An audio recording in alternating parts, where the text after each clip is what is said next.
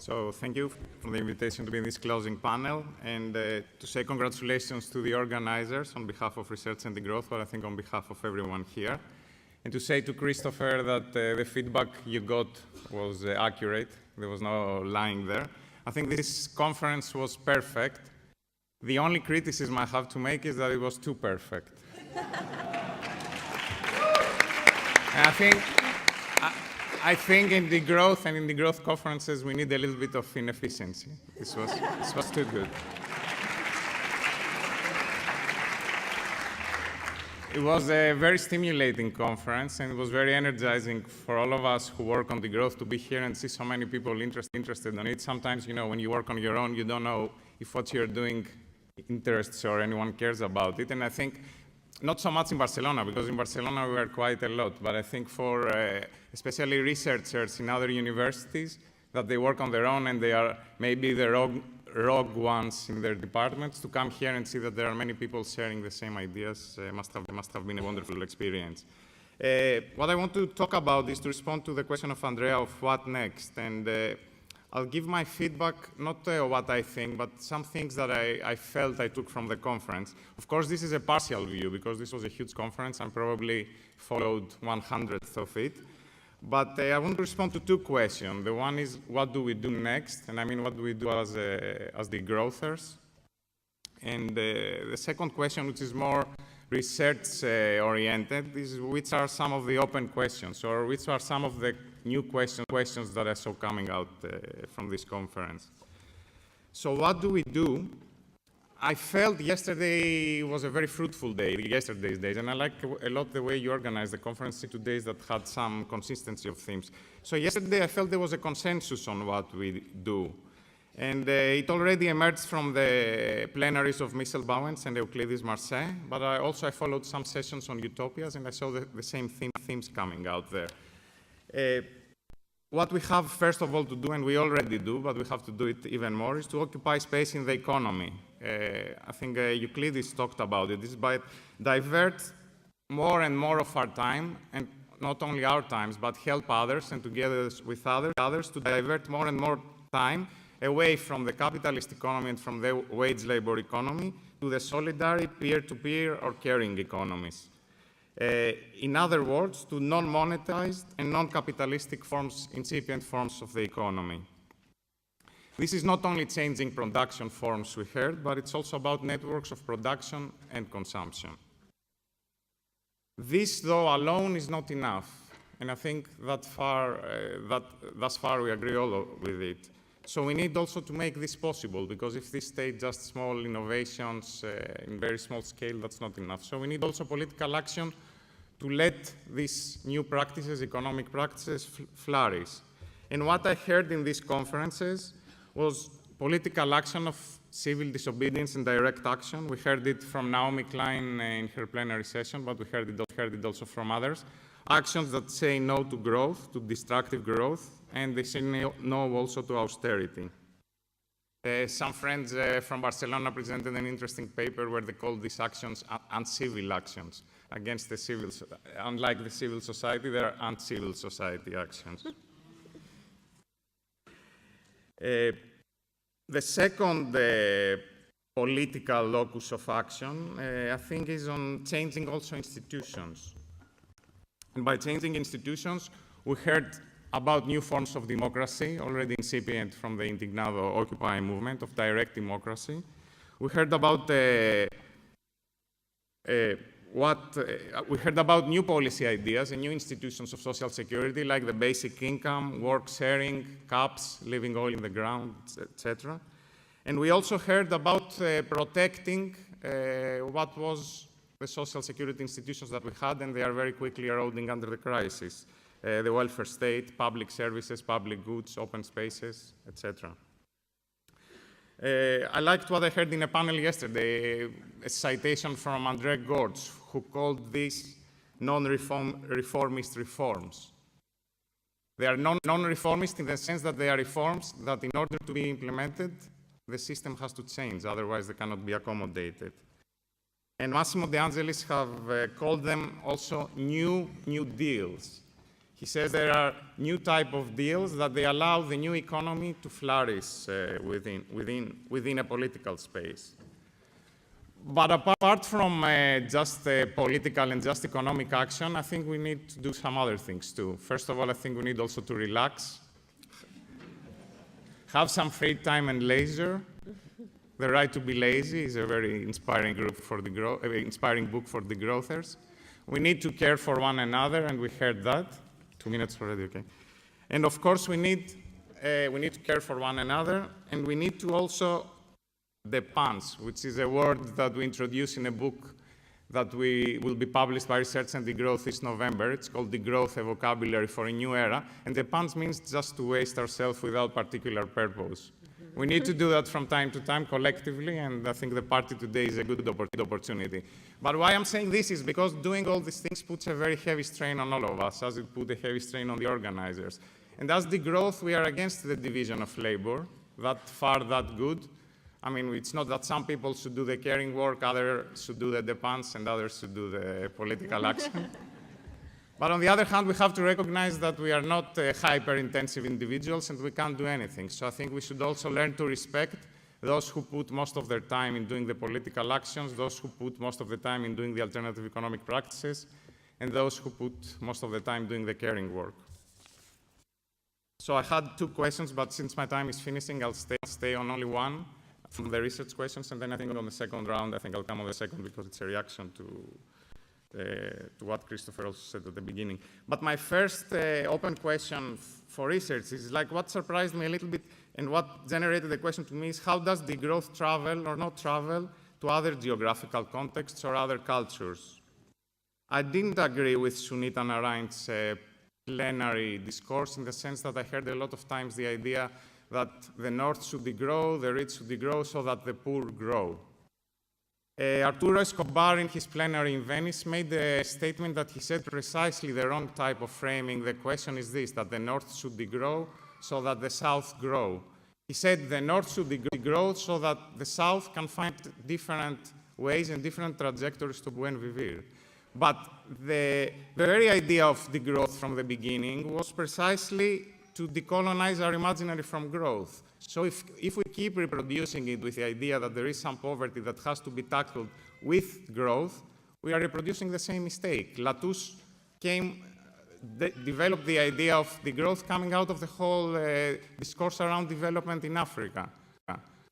So it is really, really important, I think, for us to find new languages to express what has been done, to overcome poverty, overcome destitution, overcome marginalization, but not use the discourse of growth. I heard in some sessions that the growth does not does not sit well in Latin America. It does not sit well in Greece either, does not sit at all well in the Anglo-Saxon world where people tell us it's an awful word, doesn't sound well, etc. And does it sit well even in France, where it was born? If you talk to anyone outside of the French activists, they will tell you, no, this word, you cannot tell it to policymakers, etc., etc. So it doesn't sit well, but that's precisely the purpose of degrowth, not to sit well. So if it doesn't sit well in Latin America, try to make it sit well. It's not the point to say it doesn't sit well in Latin America, so we should avoid the word degrowth in this particular context. That's the challenge. How do we make this word be relevant? Finish here.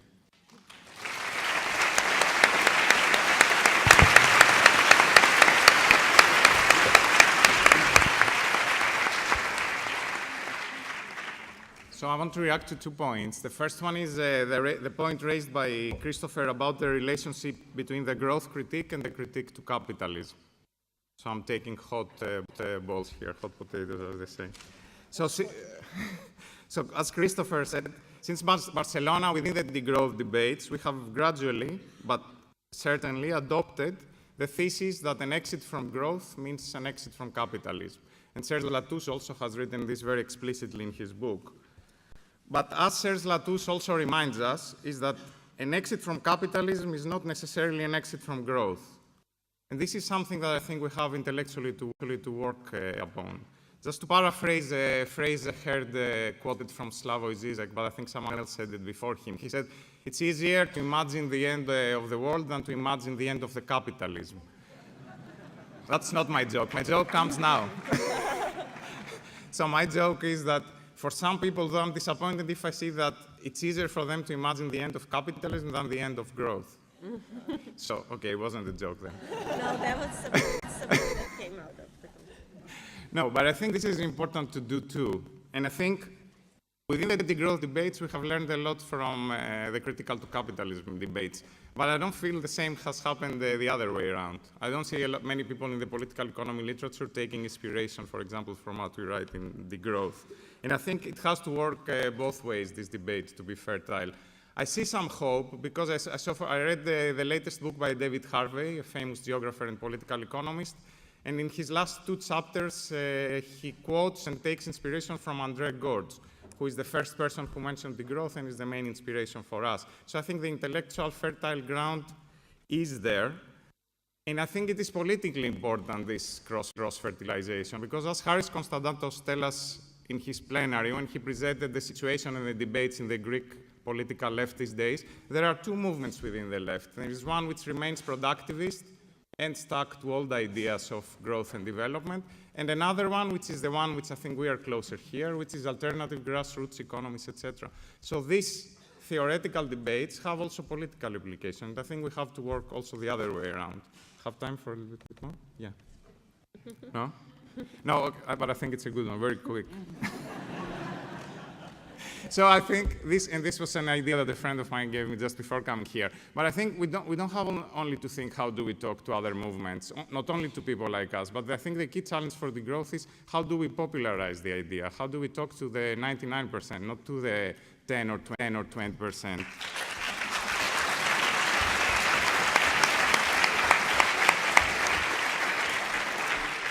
And one way that I have found in Greece to do that is to link to latent feelings of tradition and of times gone, a tactical romanticizing, let's say, of, yes, we shouldn't be afraid of romanticizing. John Martinez Alier says that, and I think it's, sometimes you have to be romantic, but on purpose, not naively romantic, but linked to, for example, the traditions of the good old times, that they have something, and they are not only in Greece, they are all civilizations, all traditions in Germany have it.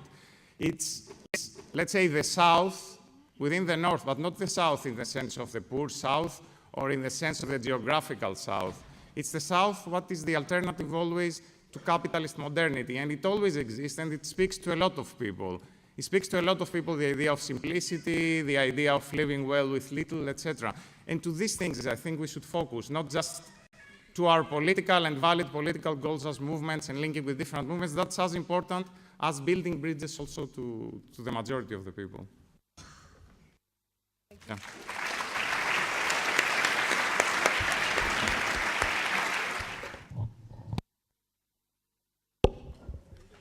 So yes, on the question of reaching more people, sorry, because for my fast time that I said, of course, I didn't mean romanticization that would reproduce patriarchal or other oppressive relations.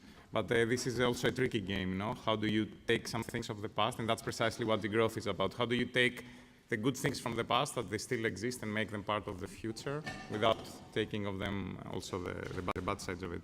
I will respond just to 2 questions. So the one is about the geopolitics. It's really something that I find impossible to think about because it's so much out of my mentality and way of thinking, all this race for resources and political games. And when I'm in Greece, I hear about Turkey now taking opportunities to do that, and Russia, and the big pipes for oil, etc. Unfortunately, the reality is that the discourses are going more and more towards this direction. So I don't know how do we reflect on that as a degrowth movement. It's something to start thinking about. And perhaps if there is an alliance, is to bring people who start thinking along these ways, in progressive ways that they are close to ours. If degrowth is a known movement, should become a known movement, I think we have to keep this core that we have here, but I don't think degrowth can be a movement just, let's say, separate from the anti-globalization movement, from other movements that they are around, from the Indignados movement, etc. No, that's not the point. I mean, degrowth is an idea, it's an action, it's a practice, it's a political ideal that feeds in and inspires these movements, and people move one from here to there, etc. But I don't think it has to be a separate closed movement and we are the degrowthers, we do this, then we want also our political party, etc. No, far from that. Or even without the political party part, I don't think the point is isolation. The point is creating a discourse, ideas, and practice that influences other actors on the ground. So to say, the organizers had asked us for the final round to give a few more practical reflection on what is coming next. So I will speak a little bit as research and degrowth, and we are mostly concerned with communicating the knowledge that is produced here to scientific audiences, also to lay audiences, but we are focusing also a lot on scientific audiences. So many of you here are researchers. What we did in the past is after the conferences, collect potential scientific articles and publish them in journals, in special issues. In special issues in journals that they were about degrowth.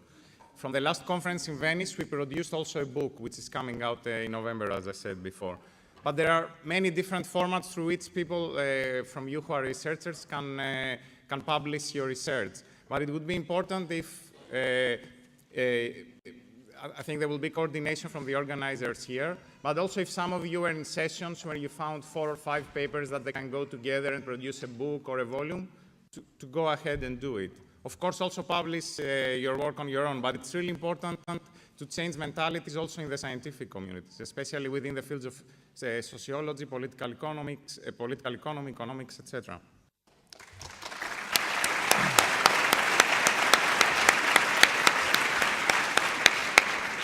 About the next conference, the logistical part was given, but what I want to say is that there is a standardized process where we make a call for, as research and degrowth, a call for conferences. We give the details of what we expect. Let's say we expect exactly what happened here. I don't think we have any more expectations than that. Maybe we come up with something more. But it's important to say that some of you, some countries that they are represented here, you might be thinking about organizing the next conference, and after coming here saying, no way, you know, we can't pull up anything like that, you know, 3,000 people and everything working, etc. It's not necessary to have that size. And I mean, it could have that size, but let's say in the first conference in Paris, we were 100 people. Then in Barcelona, we were 300. In Venice, we were around 900, and now we are 3,000. So I calculate.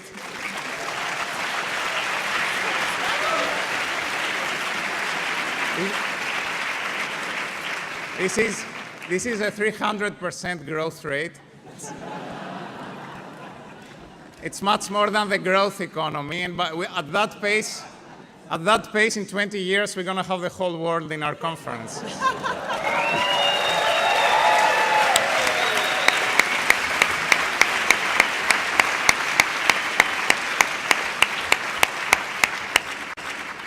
But some of us don't like growth in anything, so Francois Snyder was saying, no, we can't keep growing this way, so I think we can have also some degrowth. So whatever happens, if there is growth, or if there is degrowth, both are fine. So if you want, in that sense, in conferences only, in our conference, if some of you are thinking of a conference and think you can handle only a much smaller size, that's also fine. You know, we don't need necessarily as big a conference always. And I want to say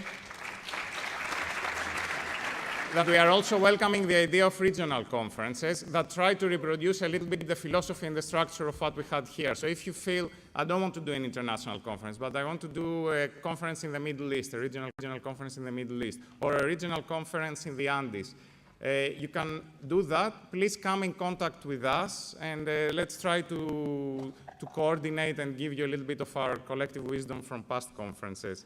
The call for the conference will be available in our website, which is, for those of you who don't know it, it's degrowth.org. And we have also a newsletter as Research and Degrowth, where we try to keep a network and inform everyone on the newest updates on degrowth, information, research, etc. So if you want to receive our newsletter, also go to the website and register. We don't want to lose you after this conference finishes, those of you who were new to degrowth. And finally, there will be also other conferences. There are conferences of particular scientific societies where degrowth is strongly represented. I am part of the European Society for Ecological Economics, and we are having a conference next June in Leeds. Those of you who feel you can contribute to this conference, you are more than welcome to come. And ecological economics is an interdisciplinary community. It's not only for economists. Don't be scared by listening to this term if you're not an economist. So it's open to geographers, social scientists, natural scientists, everything. But there are also other other sectoral events and sessions held. For example, I've heard in the geography conference next year in the US, there are going to be sessions on degrowth. And many of you who are in other societies, please organize sessions on degrowth on your conferences and invite also many people through the degrowth networks. Thanks.